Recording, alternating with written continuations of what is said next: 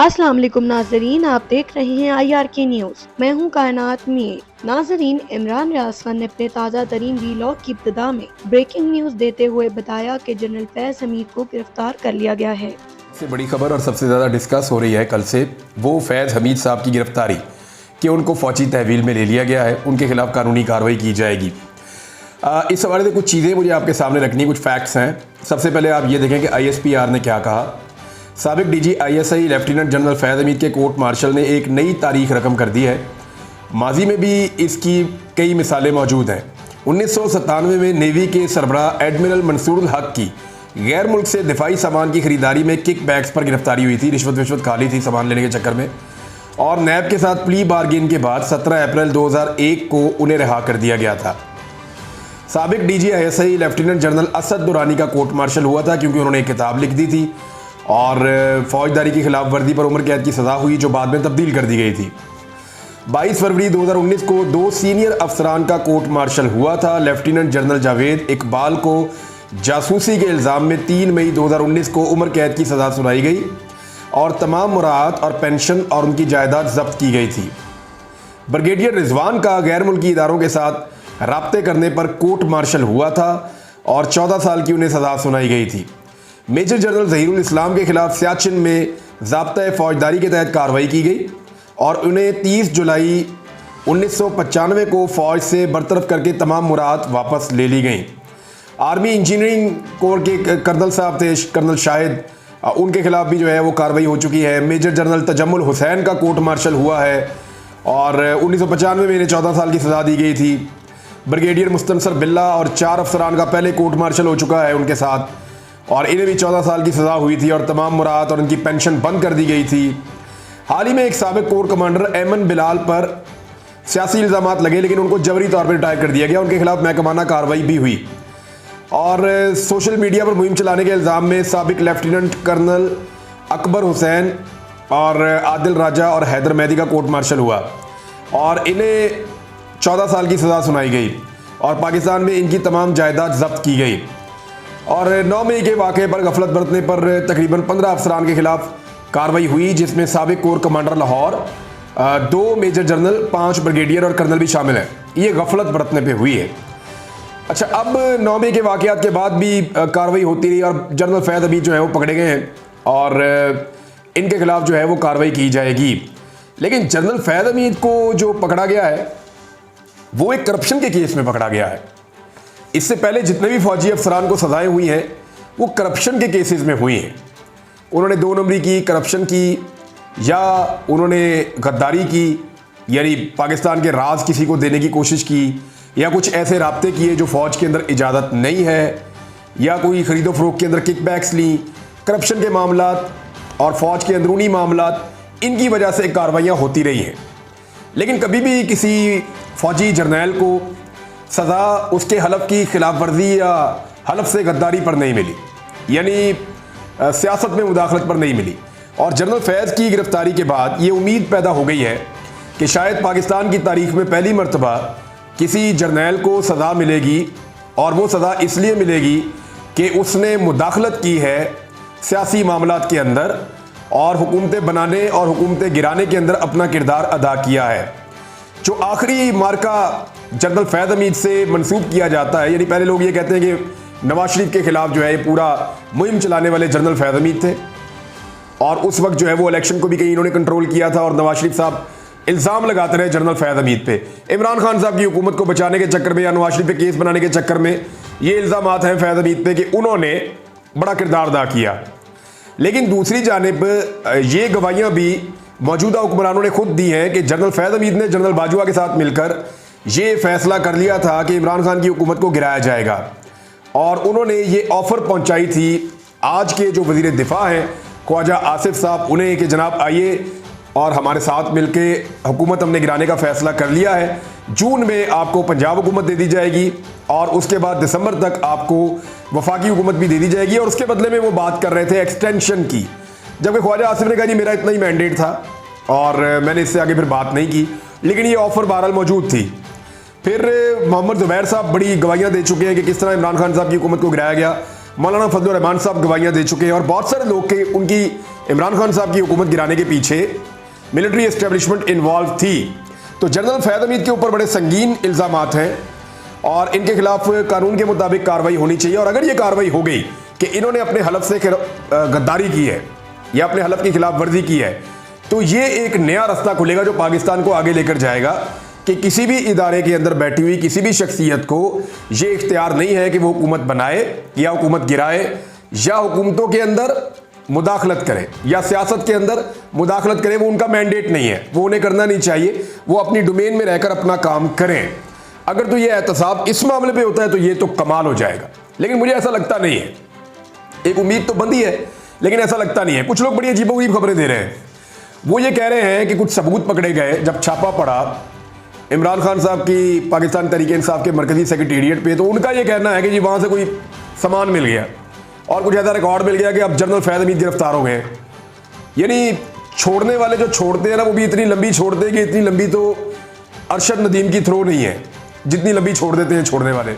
उन्होंने मजीद बताया कि कुछ लोग कह रहे हैं कि जब पीटीआई के मरकजी दफ्तर पर छापा मारा गया तो वहाँ कुछ ऐसे सबूत मिले जिसकी वजह से जनरल फैज हमीद को गिरफ्तार किया गया। उन्होंने इस बात पर राय देते हुए बताया कि पाकिस्तान में सबने अपना अपना झूठ बाजार गर्म कर रखा है। अगर मरकजी दफ्तर में छापा मारने के बाद रऊफ हसन या तहरीक इंसाफ के किसी कारकुन के खिलाफ कुछ नहीं मिल सका तो फैज हमीद के खिलाफ कैसे मिल सकता है? क्या तहरीक इंसाफ इतनी बेवकूफ है कि अगर फैज हमीद और उनके दरमियान कोई मामला थे भी तो वो मरकजी सेक्रेटेरिएट में रखेंगे ताकि जो भी छापा मारने आए उसको ये सबूत मिल सके? यानी पाकिस्तान तहरीक इंसाफ का सोशल मीडिया तो इमरान खान खुद हैंडल नहीं कर सकते तो और कौन हैंडल करेगा? लेकिन पाकिस्तान में एक बड़ा मजेदार काम होता है। हर गिरफ्तारी के बाद रोला पड़ जाता है पाकिस्तान में। बहुत सारे लोग नाचते नाचते निकल आते हैं, घुंघरू तोड़ देते हैं नाच नाच के कि जनाब अब गया इमरान खान, ओ गई पीटीआई, फारग हो गए। यानी कोई बंदा गिरफ्तार हो जाए, लो जी पीटीआई गई, इमरान खान फारिग। कोई बंदा जो है जेल चला जाए, लो जी पीटीआई गई, इमरान खान फारिग। किसी को इंक्वायरी में बुला लिया जाए, गई जी पीटीआई, इमरान खान फारिग। कोई छापा पड़ जाए जी, गई जी पीटीआई, इमरान खान फारिग। कोई बंदा बाहर से दौरा करने आ जाए, गई पीटीआई, इमरान खान फारिग। कोई बंदा यहां से बाहर दौरा करने चला जाए, लो जी गई हम पीटीआई, इमरान खान फारिग। यानी हर चीज के अंदर इन्होंने थोड़ी धूप ज्यादा निकला, इमरान खान फारिग। बारिश तेज हो जाए, इमरान खान फारिग। ये इनकी एक्चुअली ख्वाहिश है, इसके अलावा और कोई बात नहीं है। ये यानी ऐसी चीज़ों को फिर आपको सबूत देने पड़ते हैं। आप ये बातें तो कर सकते हैं, इल्ज़ामात तो लगा सकते हैं, लेकिन आपको सबूत देने पड़ते हैं। ये बात बड़ी वाज़ेह है कि जनरल फैद हमीद ने बड़ी मुदाखलत की है सियासत में और सहाफ़त में, लेकिन क्या ये मुदाखलत बंद हो चुकी है? मेरा सवाल ये है। अगर तो ये मुदाखलत आज बंद हो चुकी है तो फिर इस मामले पर फैद हमीद को सज़ा होनी चाहिए और आइंदा बाकियों को भी होनी चाहिए। ये रास्ता खुलना चाहिए, सियासतदानों को चाहिए कि ये रास्ता खोलें कि एहतसाब किया जाए उन लोगों का जो सियासत में मुदाखलत करके अपने हलफ की खिलाफ वर्जी करते हैं। लेकिन ये हर चीज के ऊपर इमरान खान को क्यों लाके जोड़ देते हैं? कभी आपने इस पे गौर किया है? बहुत सारे सहाफी जो बारीक वारदातें भी डाल रहे हैं। हाँ, उन्हें गुस्सा है जनरल फैद हमीद पे और उन्हें जनरल फैद हमीद ने उनके प्रोग्राम बंद करवाए हुए थे। हामिद मीर साहब का प्रोग्राम किसने बंद करवाया था? जनरल फैद हमीद ने बंद करवाया था, मैं पहले कह चुका हूं। तो उन्होंने प्रोग्राम बंद करवाए थे, सहाफियों को तंग किया था अपनी मुताबिक कि वो जर्नलिज्म चाहते थे। मैं भी 2 साल से नौकरी नहीं कर रहा, जनरल फैद हमीद तो नहीं है ना। मेरे चैनल के मालिकान ने मुझे कहा जी हमें बहुत दबाव आ गया एस्टेब्लिशमेंट का, आपको नहीं रख सकते हम नौकरी पे, हमें एनओसी चाहिए होगा उनसे, आप ला सकते हैं? मैंने कहा जी मैं तो नहीं ला सकता। तो मुदाखलत तो आज भी हो रही है। तो मेरा नहीं ख्याल कि मुदाखलत के ऊपर किसी किस्म का एक्शन लिया जाएगा, क्योंकि मुदाखलत पे जब एक्शन लिया जाएगा फिर ये सिलसिला रुकेगा नहीं, फिर कोई मुदाखलत नहीं कर सकेगा। लिहाजा ये मुझे ऐसा लगता है कि ये करप्शन के मामला करेंगे और इसमें से कुछ ज़्यादा ऐसा लगता है कि निकलेगा नहीं। लेकिन कोशिश तो होती है हर चीज़ में इमरान खान को घसीटा जाए। देखते हैं घसीट सकते हैं या नहीं, या कोई ऐसे शवाहिद मौजूद हैं या नहीं है। अगर तो है तो ये सिलसिला बिल्कुल शुरू होना चाहिए। लेकिन ख्वाजा आसिफ का इंटरव्यू भी होना चाहिए, मोहम्मद जुबैर का भी होना चाहिए, और उसके साथ साथ फिर मौलाना फजल रहमान साहब का और दीगर का भी होना चाहिए। उन्होंने कहा कि ये असल में इमरान खान को हर चीज से इसलिए जोड़ते हैं ताकि ये अवाम की तवज्जो महंगाई, बेरोजगारी, खराब मौशी पॉलिसी से हटाकर इमरान खान पर कर दे, ताकि टीवी का मौजू हर वक्त इमरान खान रहे, उसी पर तनकीद होती रहे और उसी को हर चीज का जिम्मेदार करार देकर खुद को सबसे दूर कर लिया जाए। लेकिन अवाम इस मंजन को अब नहीं मानते। अवाम अपने मौक़िफ़ पर कायम है कि पीडीएम सरकार ने पाकिस्तान को तबाह कर रख दिया है। ये सिर्फ अपनी खराब कारकर्दगी छुपाने की नाकाम कोशिश करते हैं। नाज़रीन, उसके बाद उन्होंने बताया, मैं आपके सामने फैक्ट्स कुछ रख देता हूँ। 4 एलिमेंट हैं इस वक्त। इन चारों को आपने जहन में रखना है। एक इमरान खान साहब की पॉलिटिकल पार्टी और पब्लिक, और तीसरा एलिमेंट जो है वो है हुकूमत का, पीडीएम की जमातों का, और चौथा है एस्टेब्लिशमेंट का। इन चारों के बीच में सारा खेल चल रहा है इस वक्त। नंबर एक, इमरान खान की बात कर लेते हैं। इमरान खान साहब के कुछ मसाइल भी है ना, यानी मिसाल के तौर पे उनको पैगाम रसानी का मसला है। बार बार शिकायत की जाती है इमरान खान साहब अंदर कुछ कहते हैं, बाहर शायद पैगाम नहीं आता, या पैगाम थोड़ा सा ट्विस्ट हो जाता है, वो फैसला साजी के अंदर उस तरह शामिल नहीं हो सकते। पार्टी के फैसले हों, यानी मिसाल के तौर पे रोला पड़ गया था सेनेटर्स के मामले पे, मखसूस नशिस्तों के मामले पे, कि इमरान खान साहब ने शायद कुछ और कहा, बाहर से रिपोर्ट कुछ और गई और अंदर से फैसला कुछ और करवा लिया गया। तो अवाम से बराह रास्त इमरान खान साहब का राब्ता नहीं है, उनकी आवाज़ भी बड़ी मुअस्सर है। लेकिन इसके बावजूद इमरान खान जेल के अंदर मजबूत है, वो अपनी कमिटमेंट के साथ जेल के अंदर बैठे हुए हैं, और इमरान खान साहब किसी किस्म का ऐसा तासुर नहीं देना चाहते कि वो कमज़ोर पड़ गए, ना ही वो कोई डील करने का इरादा रखते हैं।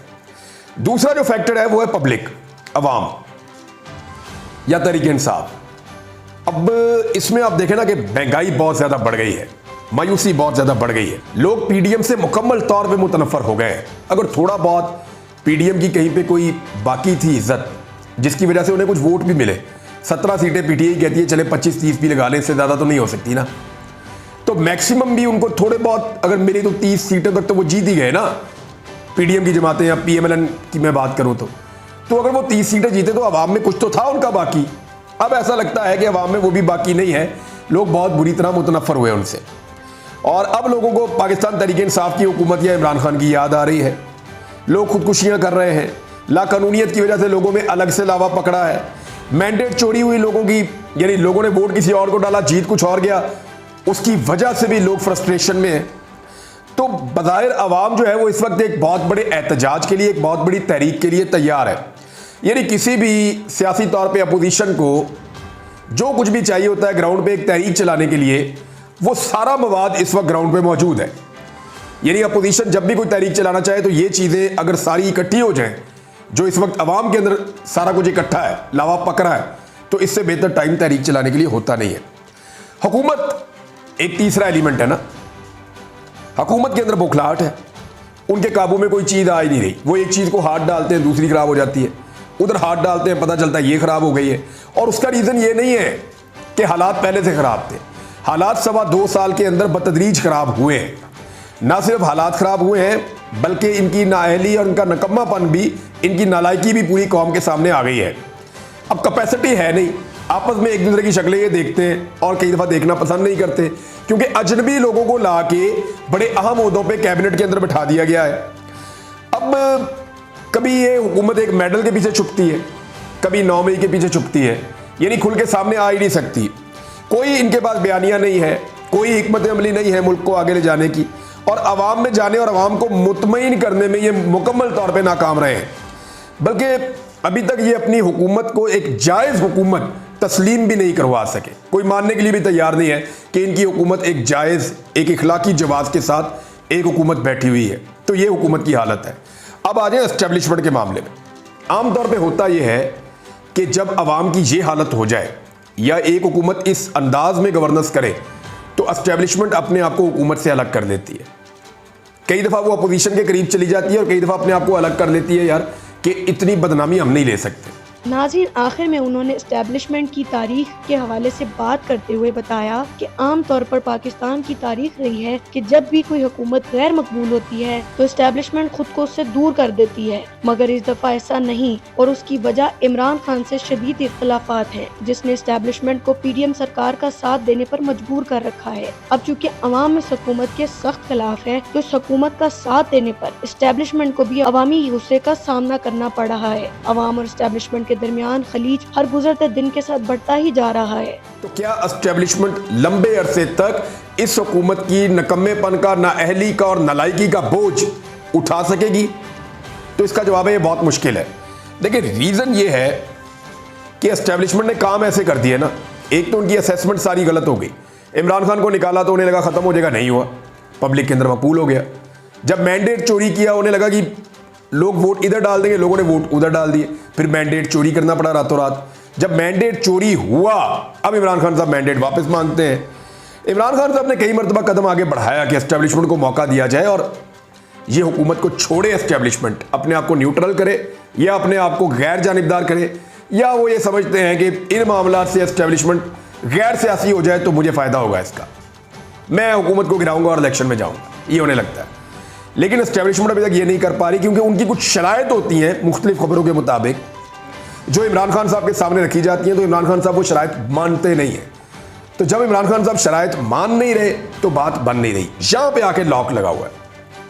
यानी बाकी हर चीज तैयार है, सिर्फ एक एस्टेब्लिशमेंट का फैसला बाकी है कि एस्टेब्लिशमेंट ने इस हुकूमत का बोझ कब तक उठाना है। जिस दिन उन्होंने इस हुकूमत का बोझ उतार दिया अपने कंधों से, यह हुकूमत धड़ल करके जमीन पे गिर जाएगी। और उसके बाद जो होगा, अच्छा अगर एस्टेब्लिशमेंट, उसके बाद भी चॉइस ज्यादा नहीं है, एस्टेब्लिशमेंट के बाद ये चॉइस महदूद मुद्दत के लिए है, वरना एक वक्त आएगा ये लावा फट जाएगा और फिर एस्टेब्लिशमेंट चाह के भी इस हुकूमत को नहीं बचा सकेगी और चाह के भी इमरान खान का रास्ता नहीं रोक पाएगी। क्योंकि देखें, सुप्रीम कोर्ट ऑफ पाकिस्तान में अगर कादी फायद साहब नहीं रहते देन व्हाट, फिर तो इंसाफ होगा, सीटें जाएंगी, दूसरी तरफ सीटें बढ़नी शुरू हो जाएंगी, ट्रिब्यूनल्स अपना फैसला करना शुरू हो जाएंगे। तो ऐसी सूरत हाल में एस्टेब्लिशमेंट के लिए मुश्किलात एक के बाद एक बढ़ती जाएंगी और मुझे नहीं लगता कि उनको इतनी लंबी जंग लड़नी चाहिए, क्योंकि दूसरी तरफ सारी अवामी ताकत उस पॉलिटिकल फोर्स के साथ खड़ी हुई है जिसको एस्टेब्लिशमेंट के साथ इस वक्त टक्कर का सामना है। नाजरीन, अब तक के लिए इतना ही। देखते रहिए IRK न्यूज़ और अपने चैनल को सब्सक्राइब करना ना भूलिएगा। अल्लाह हाफिज़।